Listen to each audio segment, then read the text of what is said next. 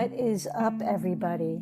Welcome to Between Frets, a space where female musicians meet and discuss all things music. I'm your host, Jenny Jam, and today it's a beautiful Saturday here in the DC area. Right now, the country has opened up and I've gone through phase one. My area, since I'm close to the city, most of the states, Maryland and Virginia, have opened up and have been going through phase one. But since we're a little closer to the city, we are now opening up June 1st.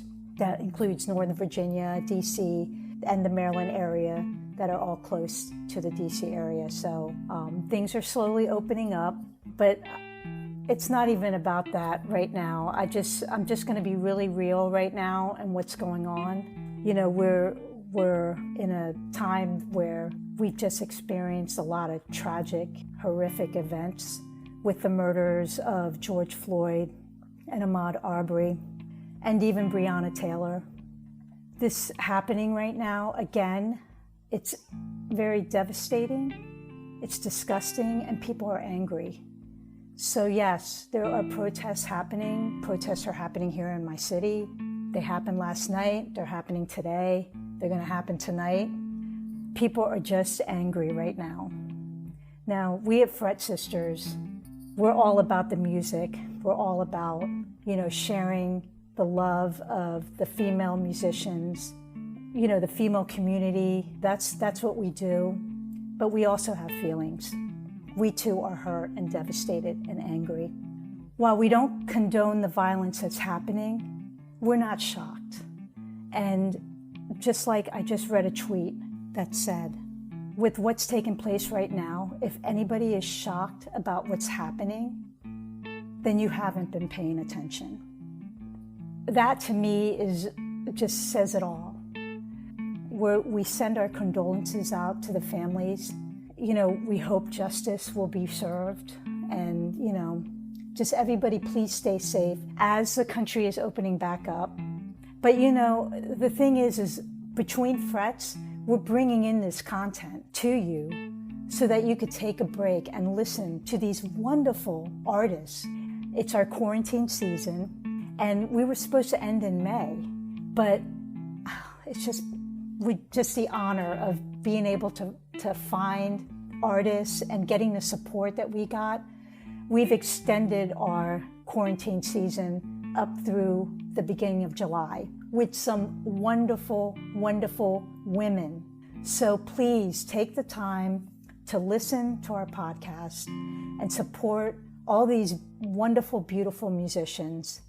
This episode is epic. This episode pretty much checked off our bucket list. I'll tell you one thing. I had the pleasure of speaking with her. I'm at a loss for words. The amazing thing is that Jenny Jam used to be the name that people called her. She is also one of the first female musicians to land one of the top gigs with the king of pop, Michael Jackson. If you don't know who I'm talking about, it's Jennifer Batten. We have her on our next episode, and I am going to say this. I am thanking Gretchen Menn for connecting us with the following guests that we're going to be seeing. Our next lineup, it's all because of Gretchen. And Gretchen is our Fret Sisters goddess. So, anyways, we love you. Thank you for the support.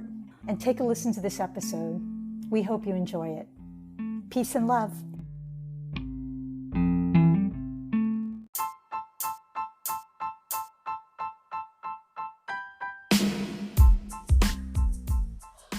Want to start a podcast but don't have equipment nor money? Well, try out Anchor. Anchor is a free app that gives you everything you need in one place, which you can use right from your phone or computer. They distribute your podcast for you so it can be heard everywhere, such as Spotify, Apple Podcasts, and so much more. Oh, and didn't I tell you that it is completely free? That is the magic word, free. So download the Anchor app or go to anchor.fm to get started.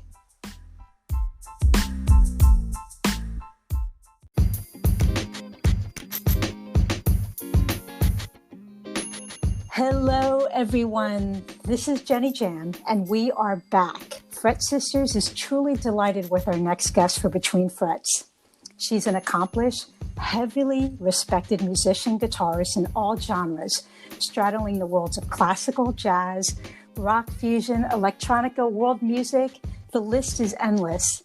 She is well known for her 8-finger tapping technique, but perhaps famously known for being the guitarist for the King of Pop, Michael Jackson, and performed 3 world tours, as well as his 1993 Super Bowl halftime performance. Also, she toured and recorded with 8-time Grammy Award-winning and influential guitarist Jeff Beck. She's an instructor, author, and master of her craft. Everyone, please welcome Jennifer Batten.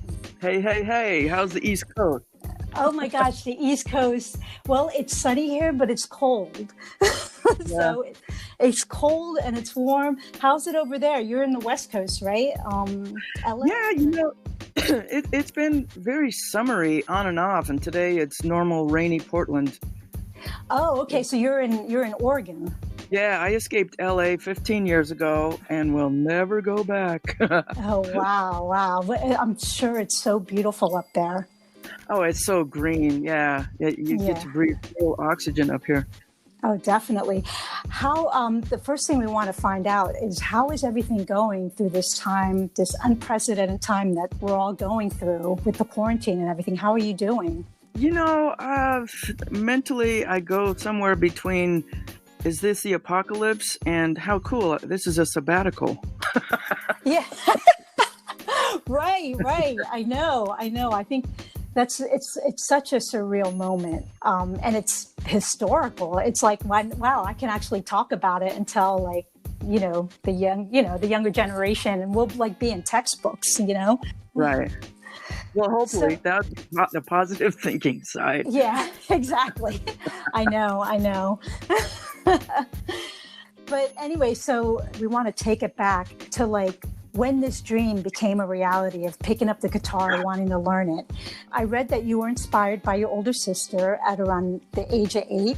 The one thing is so intriguing is what influenced you to go ahead and just say, I'm going to learn this guitar and then enroll at GIT, which is now Musicians Institute. What made you to want to enroll in that school and get it all started? Well, I was in their 3rd class they ever had, and they were advertising in Guitar Player magazine to try to get the word out that there was a school in Hollywood. And so I went to a symposium that was a 2 or 3 day weekend thing, and with no intention of joining the school, I just wanted to go and see what was up there. And every teacher was so far over my head. I had no clue, despite taking lessons since I was 8 years old. It was mostly jazz players talking about reharmonizing this and that, and I'm still sitting on my Susie C chord.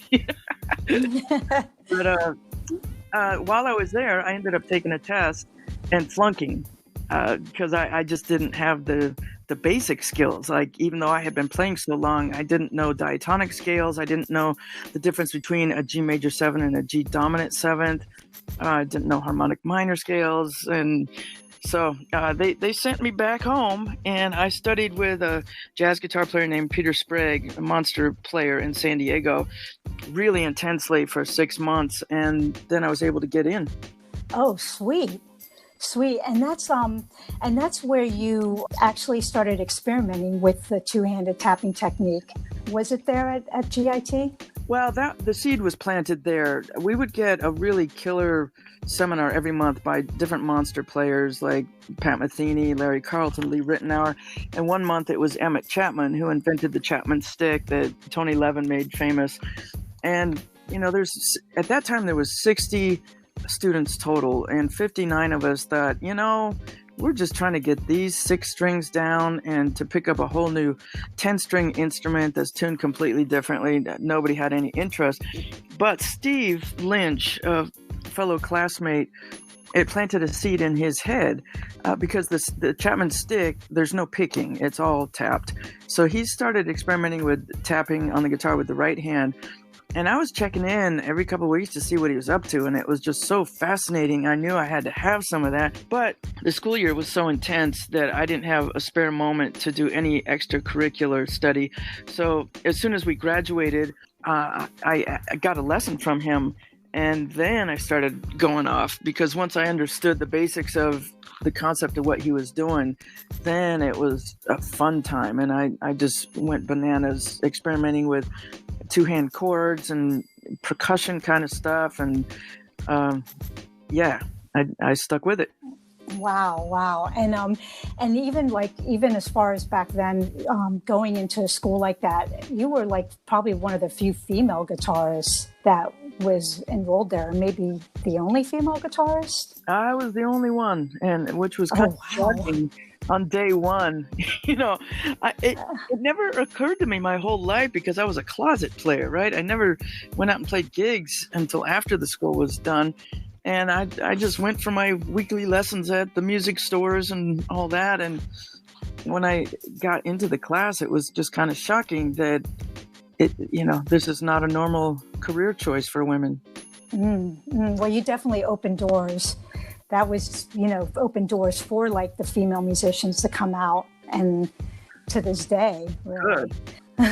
It's awesome. It's still so off balance, though. You'd think all these years later. In fact, when I got the Michael Jackson tour in 1987, I thought, okay, the revolution's beginning, and Prince had Wendy and Lisa, and let's say Billy Idol had a female keyboard player in the videos. And I thought, okay, now I'm with Michael. It's going to be a big change. But seriously, 25 years went by with no change at all. But finally, there's been a real explosion, I think, because everybody has decent speed internet now. And once young girls can see other women on YouTube, they're all in. So it's a big change. Yeah, definitely. I totally agree with that. And that can, I would like to even go into the gig that you got with Michael Jackson. The big thing is the audition process to that, and how you got the call to go in for the audition itself. Yeah. How did that go about? Well, funny you should say that, because I just started a Road Stories series on my YouTube channel that is called K. So this one time, okay, and that's how it's pronounced. It's like Valley Girl.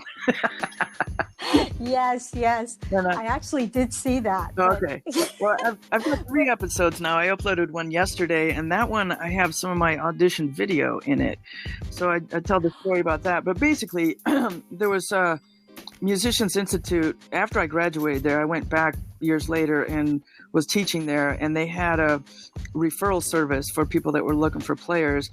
And luckily, I got a call that he was auditioning people. So I went in, and I actually asked when the last possible time I could audition would be, so I could stay home and really work on the tunes and have it nailed. And it was about 3 days later I went in, and lo and behold, there was no band. It was just me playing to a video camera that Michael would look at later. And I already knew the Beat It solo because I had been playing that in a cover band, and that sure came in handy and bought me a house in the end. But nice. They were basically asking, well, the only guidance I was given was to play some funky rhythm stuff, because that's, even though I'm known for the Beat It solo, 95% of the show was just playing parts. So I played some funky rhythm, then I played the Giant Steps solo that ended up on my debut record, that it was a worked out tapping solo, and I ended with the Beat It solo, and did some improv in between. And I don't know, several days later, I got a call back that Michael was interested and come down, play with the band, and see how it goes. And 2 months later, I was in Tokyo. Wow, that was a whirlwind. Like, whoa. You get one call, you go in for an audition, and then you're touring the world. Yeah. Basically. And I there might have been others, but I think that's the only audition I ever did, except for a cover band that I didn't get the gig. Oh my gosh, how funny. Yeah.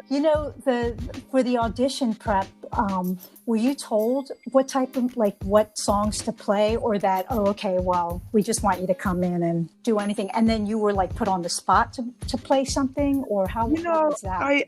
I think, this is many years ago, but I think the man who called me gave me 3 or 4 songs, and so I did learn those, but I didn't end up playing them when I showed up there. So it was pretty much just up to me. And then at the very end, he goes, okay, so Michael wants to get an idea of your personality. And that was the hardest part. I was like, what do you say to a video camera to impress Michael Jackson? Exactly. And for some reason, that's all. That part is not on the videotape I got a hold of. I just got this 5 years ago. So it's, looking back, I was just a punk ass kid trying to look cool. That's so awesome. And because I did find your YouTube series, which we will put in the show notes, because I think it's so interesting. And the fact that you do have audition material, which is so cool. Now, was Beat It one of those songs, or you were just like, oh, let me just play that? Yeah, when I got there were no requests other than playing some funky rhythm stuff. But I knew obviously he would need Beat It because it was such a big hit, and I knew it. So I played it, with no band or tracks or anything. So luckily, wow. And that song, that solo, when I first heard it, it just kicked my ass, and I gave up trying to learn it about 3 times before I finally got it. And boy, did perseverance pay off. So you toured with him for 3 world tours. That's a long time. Yeah, the first tour was 1.5 years long, and I did not want it to end. It was, what a wonderful way to see the world. And somebody that had grown to the heights that he had, he didn't have to play every day. Most bands, it's so expensive to take a crew on the road, and there's not much margin for error before you start losing money. But with Michael, we only played 2 or 3 days a week, so we all had plenty of time. Well, I won't say all, because the roadies were busy with setting up the next show while the band was lollygagging around Rome, going to the Forum, But it was just a wonderful way to see the world, to have days off and get per diem that covered your food, and while your paychecks are just gathering up in the bank. I would certainly miss that part of it. Mm-hmm. The one thing that I did read about is how they styled you. I guess with Michael, ultimate showman, I could see that he would want everything big. Oh, sure. And so how was that experience? I consider myself very, very lucky, because fashion has always been pretty much the last thing on my mind. And at that time in the 80s, you would see ads in the LA. There was a magazine called The Music Connection, and there was all these ads looking for players. It was like, we need a guitar player, must have hair. It was way more about the look than the music. And fortunately, Michael went for the music first, and knowing that he could transform me, and he hired an artist to draw up a look and to paint up 3 costumes for each performer. And then he got the hair and makeup people involved, and the wardrobe people took measurements and sewed the looks into being. It was an incredible process. That's awesome. The one myth that I read about throughout the years was something about Eddie Van Halen coming to you and asking you about the Beat It solo. Yeah, well, it was just a bit of kismet, because it was one of those awful LA days where the traffic was hell, and it was hot and sweaty and nasty, and there was about 2 weeks off between legs of the tour, on the bad tour. And I showed up at a rehearsal hall because I had a gig with one of the bands I had been in before Michael. And I remember I showed up late, and the manager ran out to the car and said, Eddie Van Halen's next door, and he wants you to prove you can play the Beat It solo. And my first reaction was just no, because I was so stressed out about everything. Not only that, but I didn't have my guitars with me. I just had a little Steinberger travel hotel room guitar with a crap tremolo system. And I thought, man, I'm just not going to do that. So next thing I know, his tech comes over to our rehearsal hall after I had set up and said, well, will you just come over and say hi? And I said, of course I will. So I went over, and as soon as I got there, Eddie put his 5150 Strat on me, which anytime I play a man's guitar, it pretty much comes down to my knees, right? And his tremolo bar, he keeps it loose, and I keep mine I keep it set where I know I can get to it easily. So I played the solo for him, and it was a little bit of a struggle because I had to keep searching for the bar when I needed it. But after I played it, he grabbed his guitar back and basically wanted me to show it to him.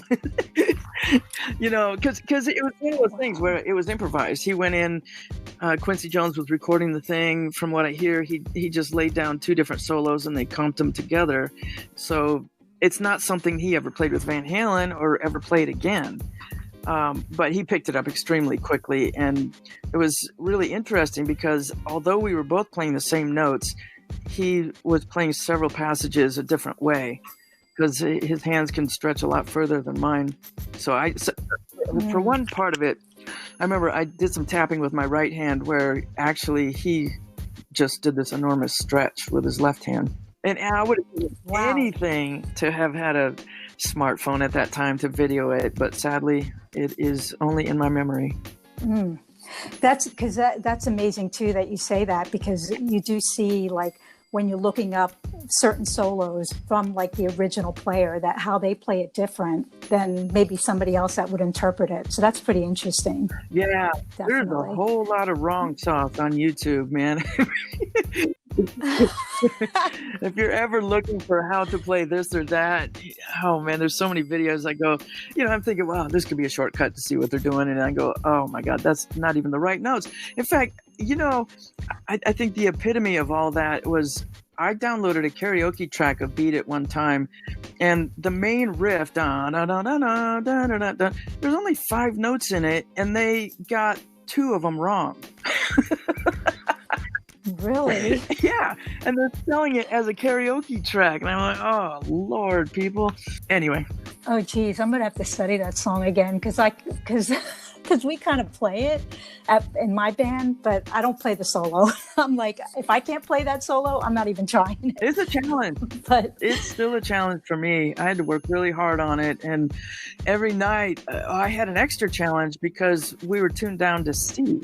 So I'd be playing normal tuning all night long.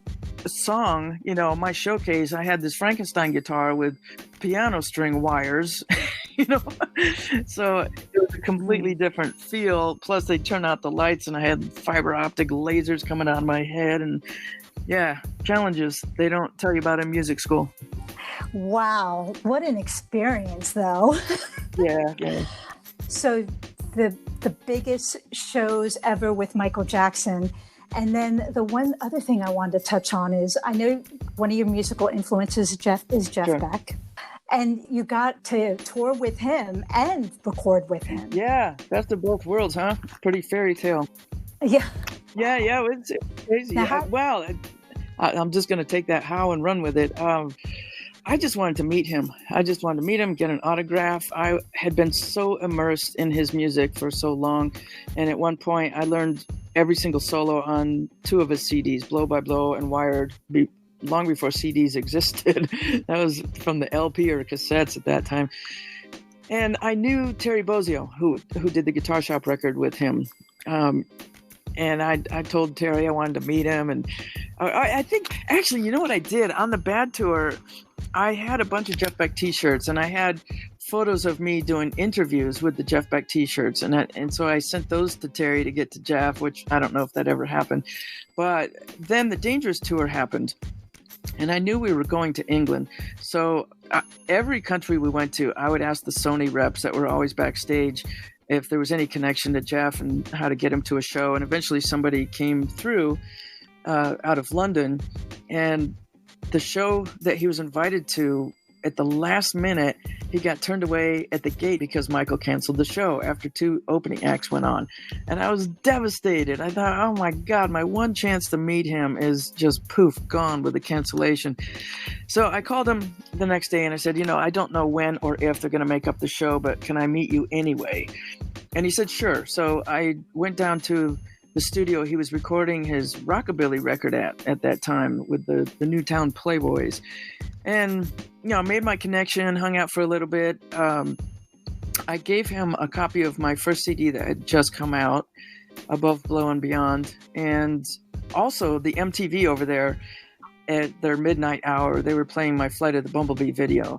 And they had just given me a couple copies of that, which were PAL format, which you can't use in America. So I gave him one of those too. Went about my way thinking, okay, bucket list check. And he called me a month or so later and said, I finally had a chance to listen to your record properly. Let's do a record together. And of course, I just peed myself. Wow. Yeah, and it actually wasn't for 5 years that anything happened. And I saw him a couple times on tours in the meantime. And every time I saw him, he'd say, we're going to do this thing. And I thought, well, I know what it's like to be inspired in the moment and then things get in your way and you just move on to other things. And I thought he was just saying that because I was in his face. But lo and behold, he finally called me and said, I've got this tour booked of Italy. Come over. And I thought, man, he's the kind of guy that jump and the net will appear, because he had never played with me. At that point, he was just going on the strength of my 2 records. And I thought he might be nuts. And so I had a thing where I flew to Italy to do some sessions. And then I also booked myself to London to force an audition on myself to make sure he wasn't crazy. So I learned most of the Guitar Shop record and just played it in his presence. And that night ended up going to at least 3 a.m. with a whole lot of whiskey that his girlfriend and now wife brought up to us about midnight. Wow. Yeah, pretty wild story. How long were you with him?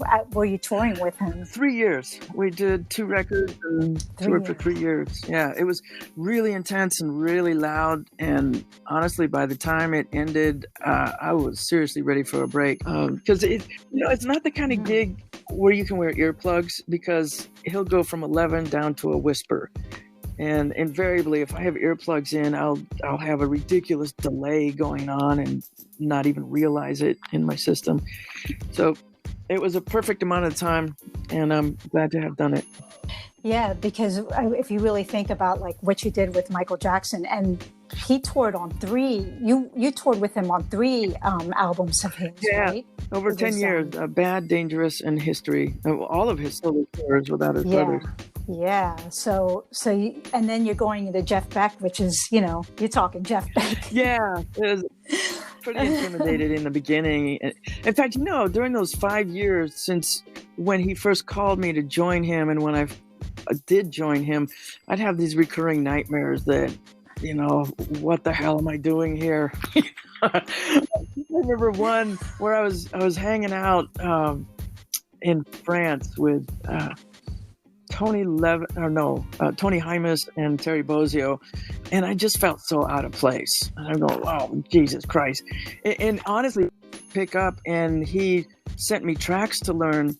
One of them was a duet with piano, and it was very classical, and it was beyond the octaves that a guitar could do. And I was going over that going, oh my God, you got the wrong girl. But it worked out. So perseverance once again. Like those are good things to like think about. Like you think, oh, I can't do it. But for some reason you do it. You get, you just go in there and it works out all in the end, Now, you said that while you were touring, or when you met Jeff Beck, that you had your first studio album was out around that time. I did want to talk about The Flight of the Bumblebee, of course, the video, the bees. Yeah. Oh, that. Wow. Like, was that for real? Yeah, it was. I knew my record company wanted to do a video for it. And about that time, I was watching, this is how long ago it was, I was watching Johnny Carson late night, and there was a guy named Norm Gary that played in a plexi cage on the show, playing Dixieland clarinet covered in bees. And his story was fascinating. He's a bee entomologist, they call it. At that time, he worked at UC Davis, studying bugs and with his specialty in bees. And he talked about how he did it, where he would put synthetic pheromone on his clothing, and take the queen bee away so the bees would not be defensive, and that's how you make it work. And so I thought, great. I was adventurous. I called him up. I tracked him down, which before the internet was not that easy, and got a hold of him, and eventually we worked it out where he was coming down anyway, because most of the bee scenes that you see in movies, he's behind that. Whether it's My Girl or Fried Green Tomatoes, he did the bees in that. So he was coming down to Hollywood anyway from Sacramento for some bee, not the bug, but a bee movie, as opposed to First Run. And so he had a van full of bees, and to him it was just another day of putting bees on somebody.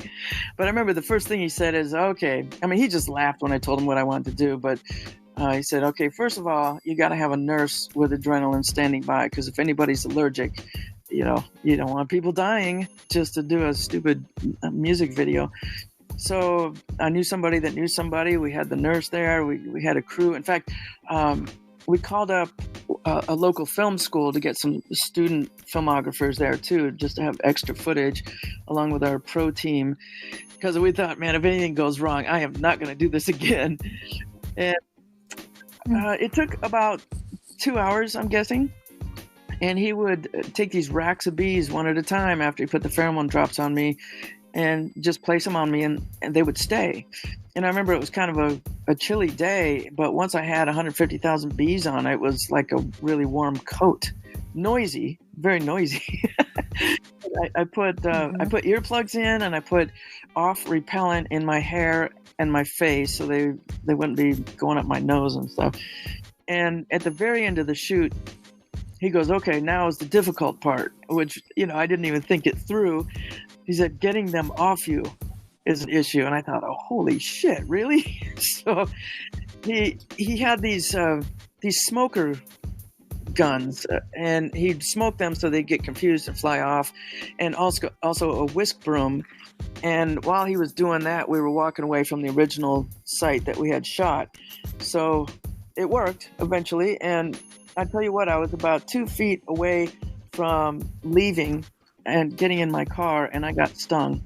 Yeah, and that was because I was wearing a one-piece jumpsuit, and I had duct tape the ankles and the wrist so they couldn't get caught, and the duct tape came loose, and one of them got in there.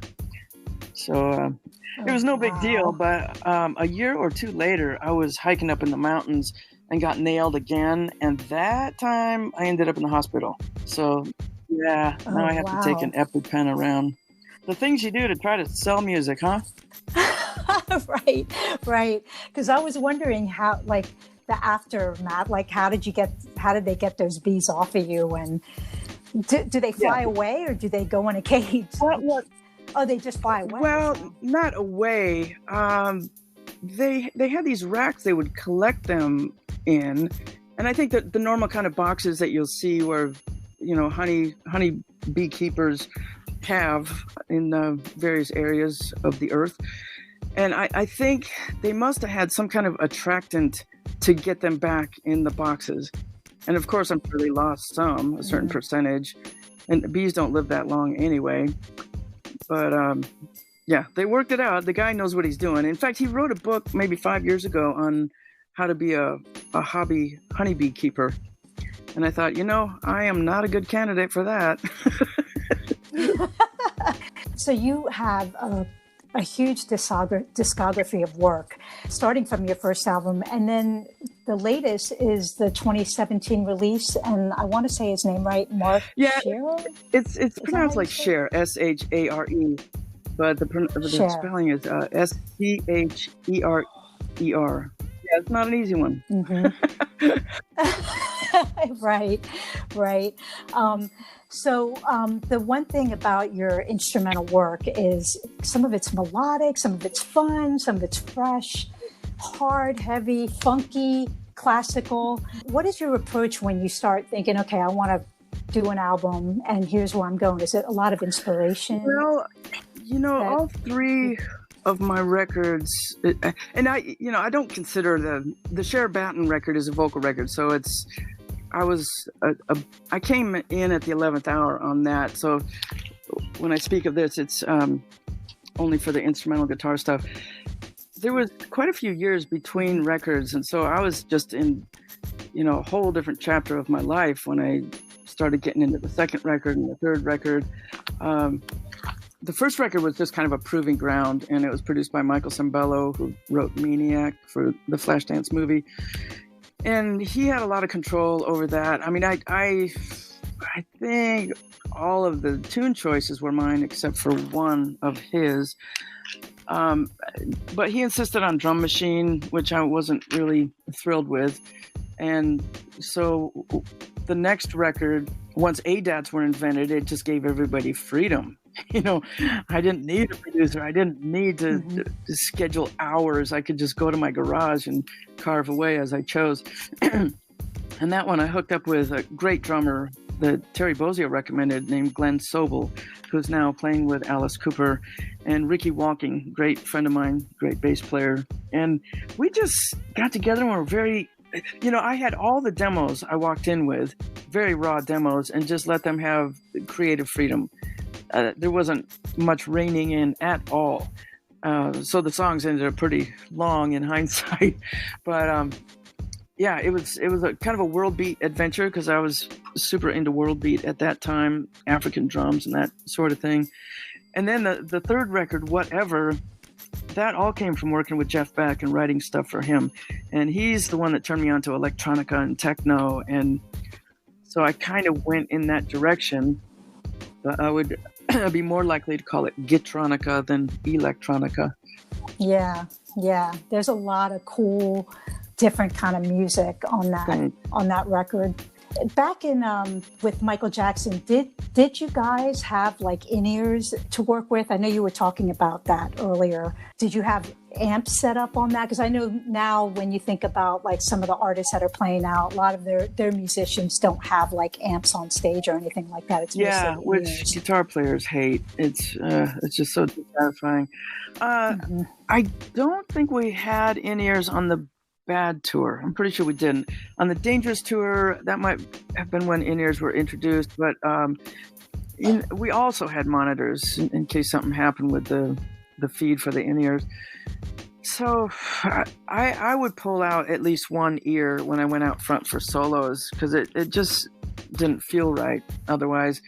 And that was the early days of in-ear monitors where they were kind of uncomfortable and they were plastic molds instead of silicone.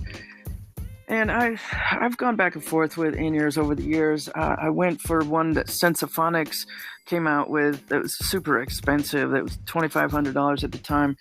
That had a benefit of there were microphones in each ear, and it went into a box so you could dial in how much ambient sound you wanted from the outside world, and so you could do rehearsals, and if somebody was talking between songs you didn't have to pull your in-ear out.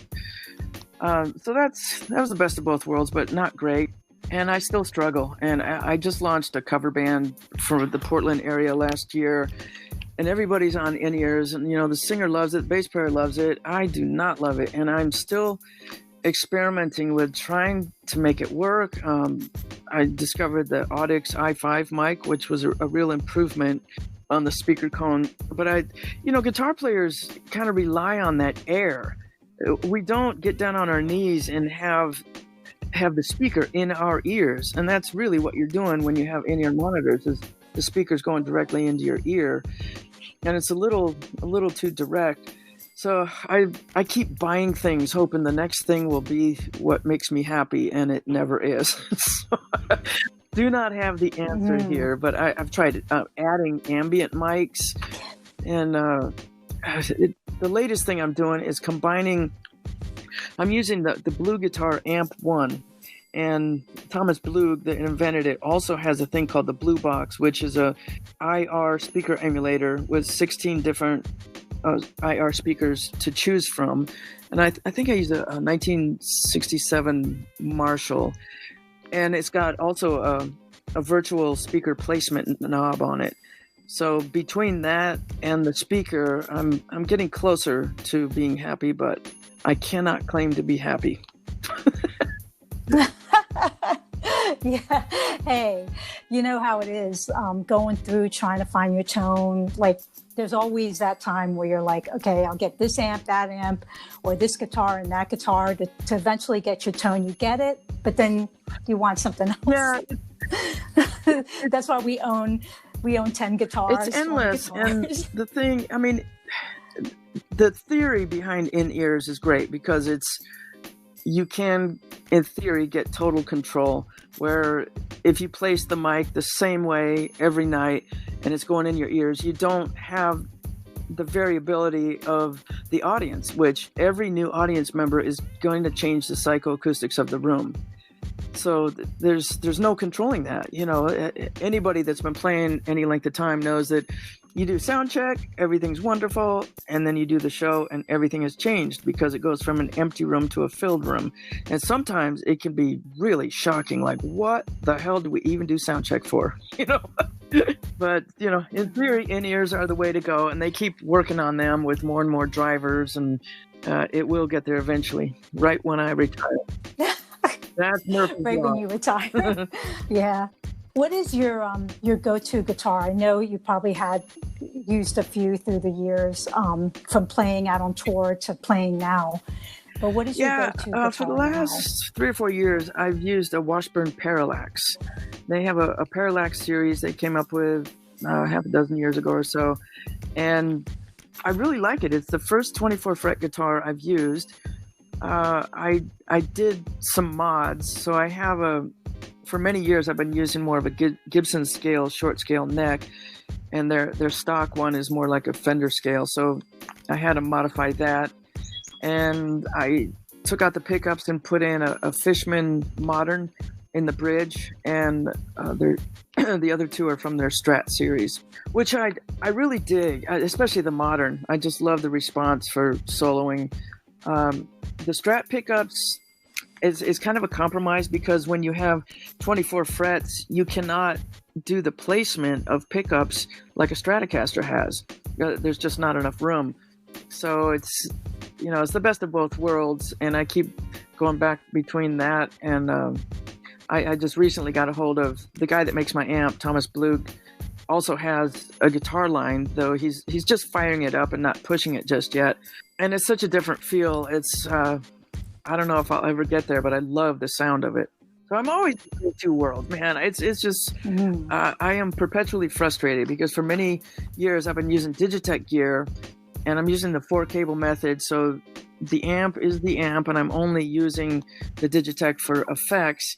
And there are certain sounds that I get that I can't find in other equipment. And a year or so ago, I got into the Line 6 HX Stomp, which is an incredible, powerful box that's versatile. And it's 2.7 pounds compared with 13 pounds of the Digitech unit I've been carting around the world in my suitcase. So because of the weight, I declared I would marry that thing. So I've been programming it for quite a while, but there's certain sounds I just can't get in it, and it drives me up a wall.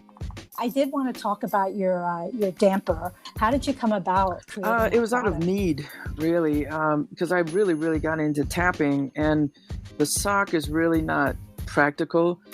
Because if you have it tied around the fret, you need to get out of the way and hurry if you want a harmonica or an open string. And especially if you have a Floyd Rose, you got that big honking locking nut that you got to put it back and forth over. And also, there was a guy, and I remember his name because I met him one time. His name was Buddy Dunkel, that invented not the first string damper, because the first one was invented by George Van Epps, a jazz guy in the 50s. But I saw in the back of Guitar World magazine in the classifieds, this guy was selling a string damper called the Clean Axe with a K. And so I bought several of those. And at that time, he had foam rubber material that went against the strings. And if you were tapping or picking, you would hear the clicking of the string by the nut hitting the foam rubber. And so I immediately replaced that with string damper material from a piano, and then improved it. And I did other improvements on it, and eventually thought, well, it's when I went to China and I met a Chinaman.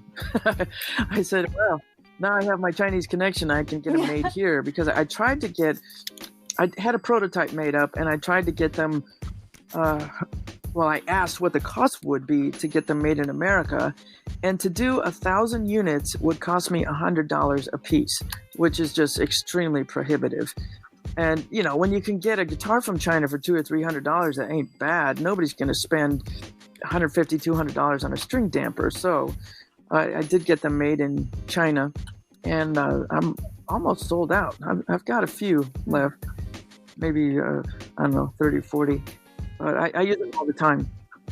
Oh, nice. Yeah, we'll put a link up to your website, because I know it has your products and your music up there. We have this fun question. We always want to know, we know we're all in quarantine, so of course you're probably doing everything that you would do when you're not writing music or when you're not out on tour. What do you do besides if you're not writing? When I'm happiest, it means I have time to work on visual arts. And I've gone into glass and stained glass and fused glass really intensely. And the latest thing has been steampunk art, which I've been obsessed with steampunk stuff for a good 10 years. And I make these sculptures out of found objects and gears and, clocks and things you would find in the steampunk era. But honestly, right now, I'm scrambling like every other musician on the planet, trying to figure out how to make a living online, because even if they lift the stay-at-home orders a month from now, people are not going to want to gather. And so I think clubs are out for quite a while. In fact, they're talking about things like Coachella and big festivals. They're not even thinking of booking them until the fall of 2021. So in the meantime, if we don't work, we're going to be in the poorhouse or working at Amazon delivering boxes. So that's why I'm on my YouTube channel and trying to get subscribers. And when I first started YouTube, anybody could monetize, and now you have to have 4,000 hours of viewing before you're able to do that. And I've never been consistent about putting stuff up on YouTube because I'm always on the road. But I'm got my nose in tutorials every day, trying to figure out how to do this and that and add green screen to make things better. And so that's really full time during lockdown. I'm not taking any time to do art.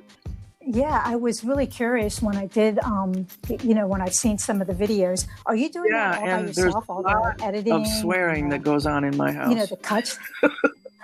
I get so frustrated, man. I see these tutorials and they say, wow. Click here, click there, and go into this file, and then you'll be cool. It'll look great. And I do everything they say, and it looks like crap. And so, oh God, what is it? It's horrible. He changed the name of his channel, so I can't remember it. It's something like Gear TV. And he's using the exact same Logitech camera I'm using, his stuff. And so he gave me all his settings, and I put my settings in, or his settings in OBS streaming software, and it didn't make it any better. So I'm just very confused. I bought lights on Amazon and the green screen, and it is what it is. I mean, I'm going to keep putting up content, but it doesn't look as sharp as I would like. If you ever need any advice, though, I do that for a living. I do video editing, Lord, graphics, and all that. So if you never need Jenny Jam, Fret Sisters, anyways. Yeah, I do one of the things I do is a solo multimedia show. So I know how to edit video. I'm not deep into effects, but I've got like 3 hours of material I can play in sync with videos I've been doing for 10 years and took it around the world, really. And that's how I do my clinics as well. Instead of just playing the tracks, there's videos that are cut in sync with the music. But as far as the streaming thing, oh, girl, I'll buy you lunch. Yeah. Yeah. It seems like it's a brand new thing for like everybody out there, because they are using, trying to use Instagram, trying to use YouTube, and trying to use Facebook. But I feel like eventually some young kid is going to come up with something and become rich again, become this rich kid, there's always somebody that is like, okay, yeah, I see what's happening. Let me develop this product, Oh, believe me, they are working hard on it. There we go. And, something. It seems to me obviously on Skype and Zoom, you cannot play with another player because it won't be in sync because of the lag time. But it seems like there should be an automated lag algorithm that would just make it so you are in sync. If everybody could play to a click that you don't hear on the recording.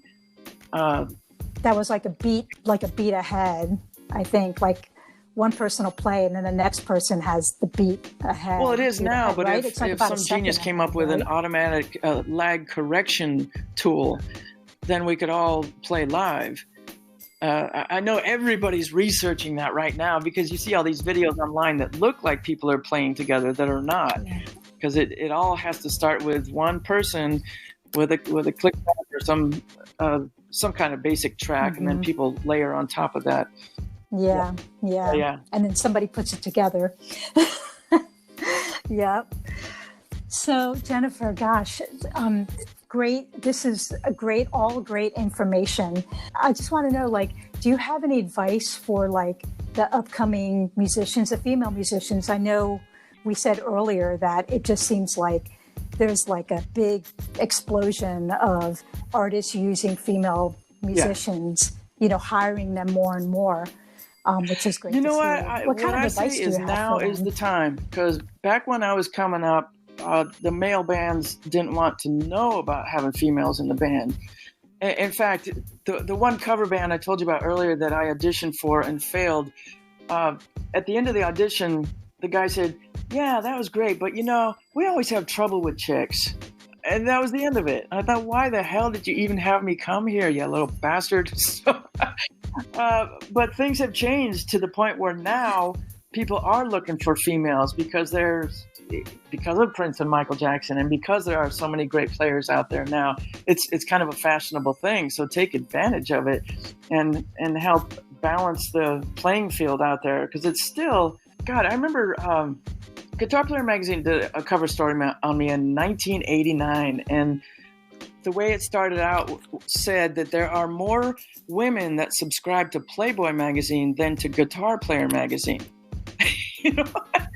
And it's the more creative women that are out there, like Laurie Basillo from Portugal, or not Portugal, from the Portuguese-speaking Brazil.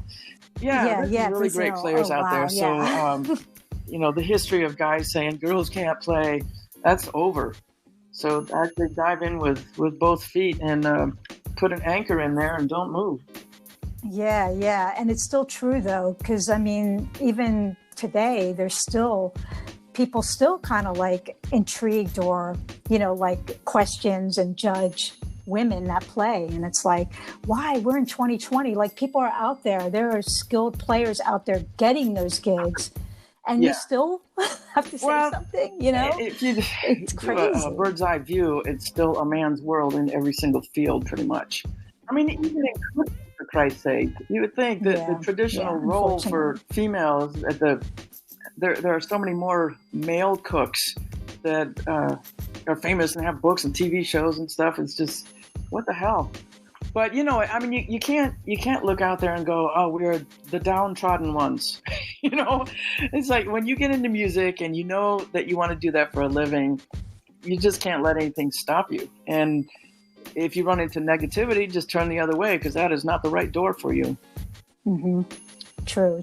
Well, for any art, skin, whether it's painting, sculpting, anything, you definitely have to, because it's like you're putting your feelings out there when you create a song or a painting. It's like, this is your soul that you're offering to the world. And if somebody says, "Oh, that sucks," it's like, ouch. You got to learn to not take it personally, because a lot of the put downs come from other artists that are insecure or failed in some way, and they're looking for, if I can put down, of 1,000 guitar players, if I can figure out in my own mind how to put down 950 of them, I have a better chance, which is just a crazy way to look at it. You can't look out there and hear people and be inspired by them in some way. Then what the hell? Yeah, that is truth right there. That's truth. So to tell people where we can follow you, any social media, the website. We'll put this all on our show I notes have several also. Facebook pages. I got my personal page, and then the band page is JB Guitar One. I think you can probably dial in Jennifer Batten YouTube channel. I don't keep those things memorized. I can. Yeah. I actually did. I actually went on YouTube and researched. And And I'll take this opportunity to say I also have another playlist I started several weeks ago called Riff Kitchen. So the plan is to put a new riff up every day. I play it fast. I play it slow. I say what chord it's meant to be played over, and do a little breakdown on it. Just less than 10 minutes each one. Nice. I did want to ask really quick. I don't want to keep you on the phone too long, but that case, so this is one time okay? No. I got that from storyblocks.com. I get a lot of video footage from them, and I looked at a whole bunch of intros because I already have a subscription to that. And for the Riff Kitchen, I paid several guys to do the logo and then do a logo animation. And I thought, man, I got no money coming in. I can't be doing that for a whole other series that I came up with. So I got that as a pre-made thing. Yeah, I do too. That's it's so cool, just different. You know, I really like it. I don't have to be in the intro. Yeah. Well, Jennifer, thank you so much. And I wanted to give a shout out to Gretchen Menn for connecting she's us. great. Yeah, we did a tour recently together. Awesome. It was really fun with Neely Brosh. Oh, yeah. She was saying that. I know that, we're in the quarantine and like after everything opens up, I'm sure, you'll be out there, but we'll definitely be looking at your social media, your page, your tour, your YouTube page to see when your upcoming shows are coming out again. To follow you and everything. Doing some streaming concerts too. I just got to get over some tech humps to make sure it's going to not glitch and look good and sound good. So that'll be out there eventually. Oh, yeah, definitely. That would be so cool. Okay, well, Jennifer, thank you again. All right, well, thanks so much. And please be safe out there. Okay, bye. Bye.